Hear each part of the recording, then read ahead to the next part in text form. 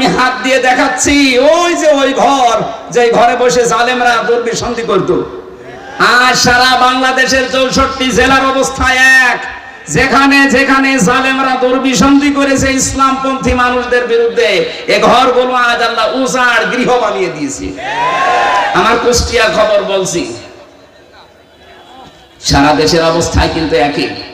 আপনি তাকান, এই ঘরগুলো আজ আল্লাহ মনে হচ্ছে হাত দিয়ে দেখাচ্ছে, ওই দেখ হানিফের ঘরের দিকে তাকা, টয়লেট বানিয়ে দিয়েছে, জাতীয় টয়লেট। আবু জাহেলের বাড়ি বানিয়েছিল আন্তর্জাতিক টয়লেট, এখানে তো আর আন্তর্জাতিক মানুষ আসে না, এজন্য এটা বানিয়েছে জাতীয় টয়লেট। ইনোর বাড়ি বানিয়ে দিয়েছে জাতীয় টয়লেট। শুধু ওর বাড়ি না, ওর চেহারা পর্যন্ত মানুষ এখন পচা ডিম মারছে। এই কথা বলেন না কেন? এর চাইতে আল্লাহ কি দেখাবে আর বলেন তো? এটা তো কুষ্টিয়ার খবর বললাম, বাকি জেলাতে এর চাইতেও খারাপ অবস্থা। বিশেষ করে ঢাকা এত জাঁকজমকপূর্ণ ছিল, কালকেই দেখলাম পেপারে, এত জাঁকজমকপূর্ণ ছিল যে জায়গাটা শুধু যেতে পারলে অনেকে চুমা খেত। সেই জায়গাটা এখন উজাড় গৃহ হয়ে গেছে। এই 3 মাসের ভেতরে সেই জায়গা মনে হচ্ছে শয়তান বাস করে। আপনি যেতে দেন এভাবে, আর কিছুদিন ওই জায়গাটা আমার মনে হয় আবু জাহেলের বাড়ির মতো আন্তর্জাতিক টয়লেট হয়ে যেতে পারে। কাবা শরীফ যখন তাওয়াফ করছিলাম 16 সালে, হঠাৎ আমি উপরে আসলাম, দেখে আমার পেটে ব্যথা করছে। এক পুলিশকে ডাক দিয়ে বললাম, ভাই আমি তো এতক্ষণ ভালোই ছিলাম, আমার নিজের ভাষা না, ওর ভাষা দিয়ে, এখন আমার পেটে ব্যথা করছে, কারণ কি? পুলিশ আমারে বলছে, ইয়া হাজির হজ্জা তাই না বিলাদুকা। ও হাজি, দেশ কোথায়? যে তুমি বাংলাদেশ। বাংলাদেশ থেকে এসেছি। আমার বলছে, আপনি জানেন না এটা কোন জায়গা? না তো। আবু জাহেলের বাড়ি।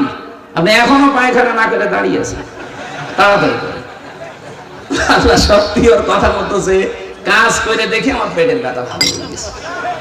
আমার তো মনে হচ্ছে এরকমই কিছু সামনে হতে যাচ্ছে, নাই তো আল্লাহ ফা তিলকা দিত না। তিলকার আগে ফা আছে। যারা আরবি গ্রামার বোঝে ওদের জিজ্ঞাসা করেন, বালাগাত মান থেকে ফা শব্দটা 13টা অর্থে ব্যবহার হয়।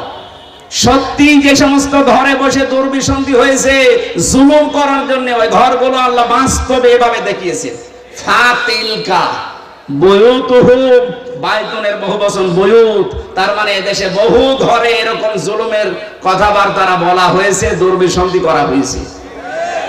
এই আয়াতগুলো আমার মনে হয় সামনে আমাদেরকে আল্লাহ একেবারে খাপের খাপ, মমতাজের বাপ দেখাবে। এই কথা বলছে না? আমাকে রাগ হয়ে গেল। এখানে ধারণা থেকে বেঁচে থাকবেন, উল্টাপাল্টা ধারণা করবেন না কারো উপরে। যাদের উপরে আন্দাজ এরকম তহমত দিচ্ছেন যে আকীদা খারাপ, আকীদা খারাপ, ওদের আকীদা পবিত্র কত আপনি টের পাচ্ছেন না। আমি নিজে কাছে থেকে দেখেছি এই মানুষের আকীদা, বিশ্বাস, এদের যে আল্লাহর উপরে তাওয়াক্কুল, এই মানুষগুলোর যে ইখলাস, কাছে না থাকলে দূর থেকে খালি ফতোয়া দিয়ে যাবেন। 5 দিন থাকেন তার কাছে, তার ইবাদতের মাত্রা কি আপনি এখনো টের পাননি। আন্দাজে সারা পৃথিবীর মানুষের মহব্বত আল্লাহ তার অন্তরের ভেতরে, তার মহব্বত সারা পৃথিবীর সৃষ্টি জগতের ভেতরে এমনি ঢুকিয়ে দেয়, কাজ করা লাগে। এক কথা বলছে না কেন?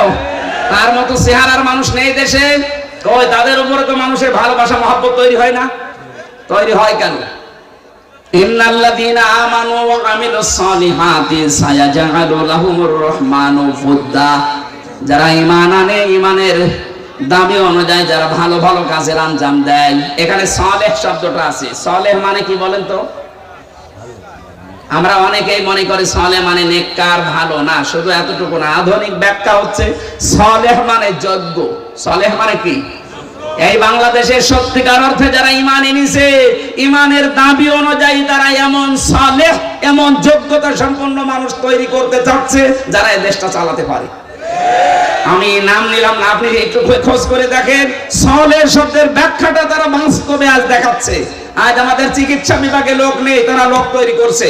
বিচার ব্যবস্থায় লোক নেই, তারা লোক তৈরি করছে। প্রশাসনে লোক নেই, তারা লোক তৈরি করছে। উল্টা পাল্টা লোক না, যোগ্যতা সম্পন্ন লোক। এই কথা বলে না কেন? সালেহ শব্দটা তারা বুঝেছে। আর এটার জন্য যাদের বই লেখাপড়া করা লাগে তাদেরও আকীদা খারাপ বলেন।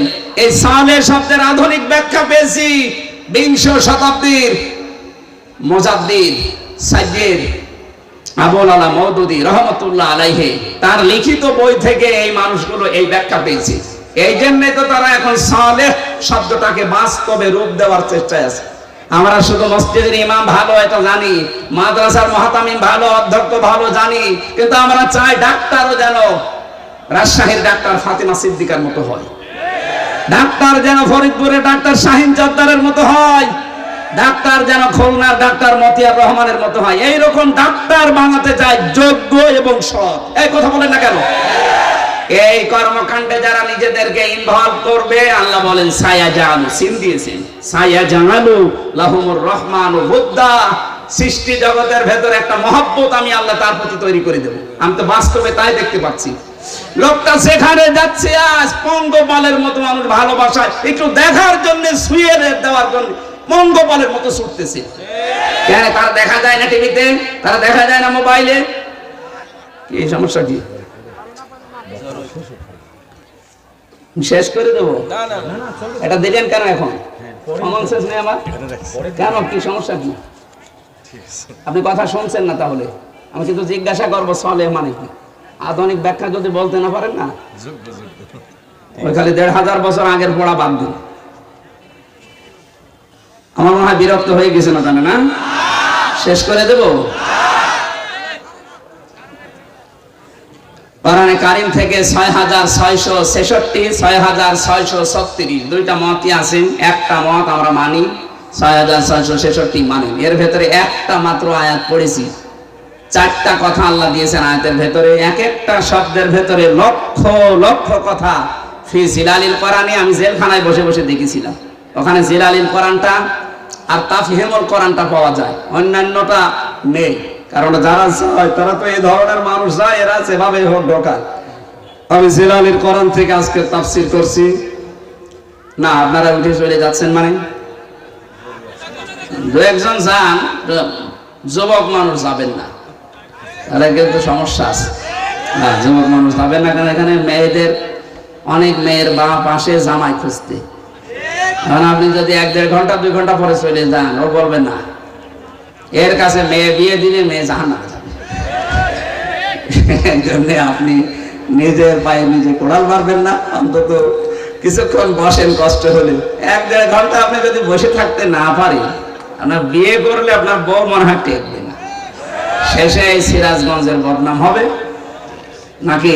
আমি আর নিচে নামলাম না, তেলাওয়াত করছি, জবান খুলে সবাই পড়বেন। আউযু বিল্লাহি মিনাশ শাইতানির রাজিম, বিসমিল্লাহির রহমানির রহিম, ইয়া আইয়ুহাল্লাযীনা আমানু রুকউ ইলা আখির আয়াত। এই পর্যন্ত থাক আজকে।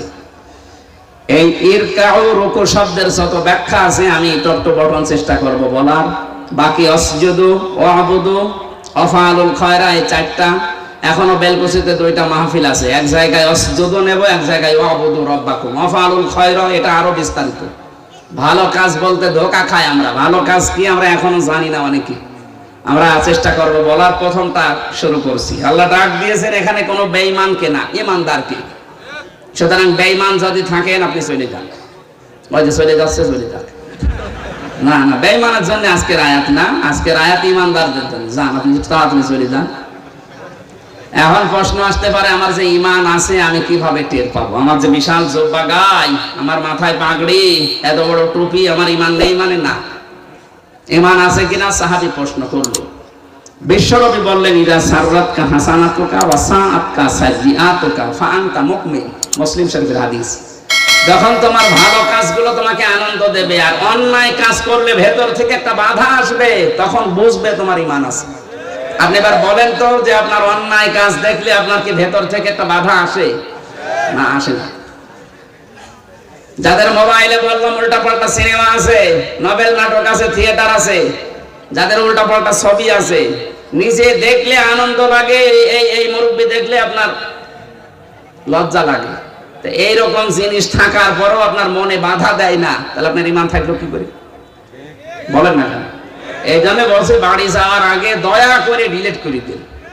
আর এই নিয়ত করে যান যে যতদিন বেঁচে আছি যেটা দেখা যায় চোখ দিয়ে, আমি মরে গেলেও দেখবো না। এক কথা বলেন না কেন? এটা শুধু আপনার, আমার দরকার নেই। আমি সহ যারাই আছি অন্তত এই গোনা থেকে, চোখের এই গোনা থেকে আমরা আজকে মোবাইলটাকে পবিত্র রাখি। আমার এর ভেতরে